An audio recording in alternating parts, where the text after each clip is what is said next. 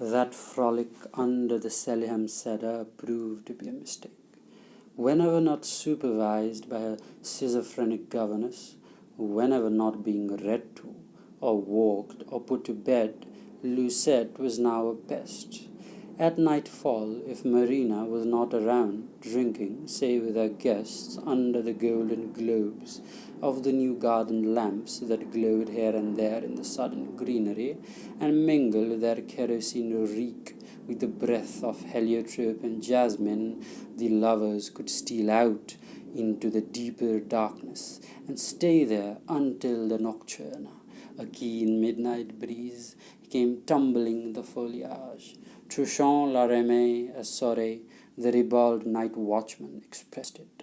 Once, with his emerald lantern, he had stumbled upon them, and several times Vange had crept past them, laughing softly, to mate in some humbler nook with the robust and securely bribed old glowworm. But waiting all day for a propitious night was too much for our impatient lovers. More often than not, they had worn themselves out well before dinner time, just as they used to in the past. Lucette, however, seemed to lurk behind every screen, to peep out of every mirror.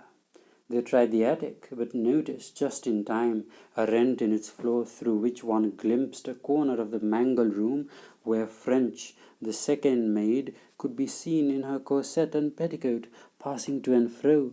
They looked around and could not understand how they had ever been able to make tender love among splintered boxes and projecting nails, or wriggle through the skylight onto the roof, which any green imp with coppery limbs could easily keep under surveillance from a fork of the giant elm.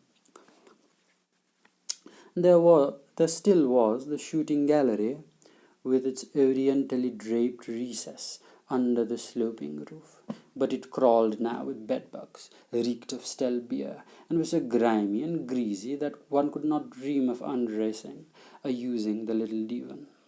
All one saw there of his new Ada were her ivory thighs and haunches, and the very first time he clasped them, she bade him, in the midst of his vigorous joy, to glance across her shoulder over the window ledge, which her hands were still clutching in the ebbing throbs of her own response, and note that Lucette was approaching, skipping a rope along a path in the shrubbery. Those intrusions were repeated on the next 2 or 3 occasions. Lucette would come ever nearer, now picking a chanterelle and feigning to eat it raw, then crouching to capture a grasshopper, or at least going through the natural motions of idle play and carefree pursuit.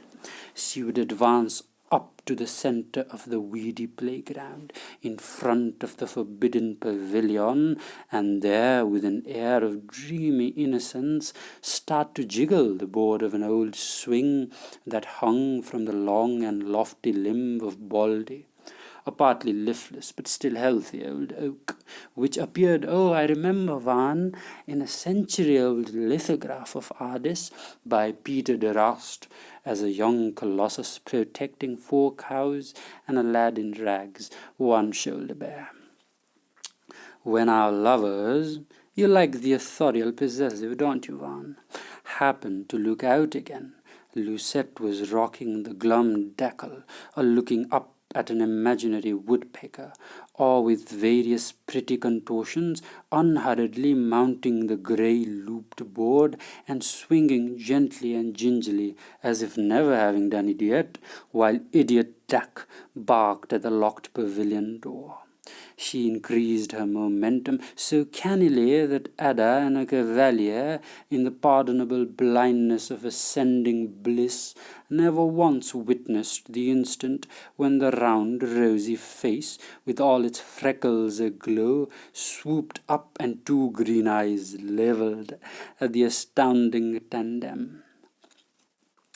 Lucette, the shadow, followed them from lawn to loft, from gatehouse to stable, from a modern shower booth near the pool to the ancient bathroom upstairs. Lucette in the box came out of a trunk.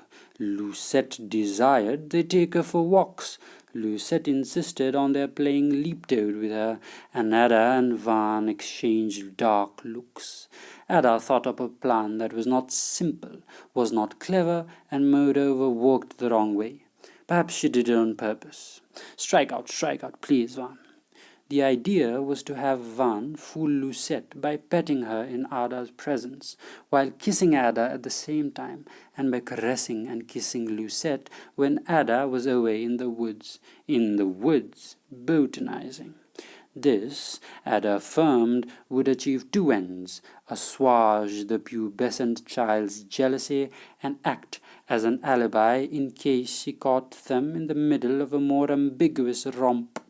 The three of them cuddled and cosetted so frequently and so thoroughly that at last one afternoon on the long-suffering black divan, he and Ada could no longer restrain their amorous excitement, and under the absurd pretext of hide-and-seek game, they locked up Lucette in a closet used for storing bound volumes of the Kaluga Waters and the Lugano Sun, and frantically made love while the child knocked and called and kicked until the key fell out and the keyhole turned an angry green.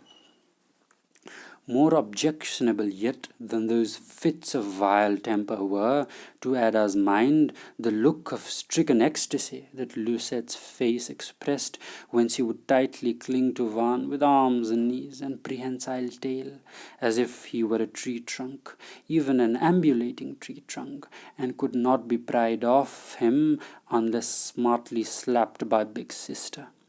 "I have to admit," said Ada to Van as they floated downstream in a red boat toward a drape of willows on a ladder islet, "I have to admit with shame and sorrow, Van, that the splendid plan is a foozle.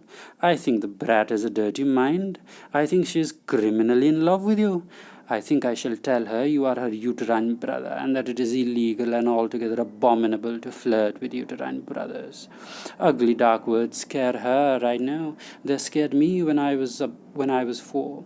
But she is essentially a dumb child, and should be protected from nightmares and stallions. If she still does not desist, I can always complain to Marina, saying she disturbs us in our meditations and studies. But perhaps you don't mind? Perhaps she excites you? Yes, she excites you. Confess." "This summer is so much sadder than the other," said Van softly.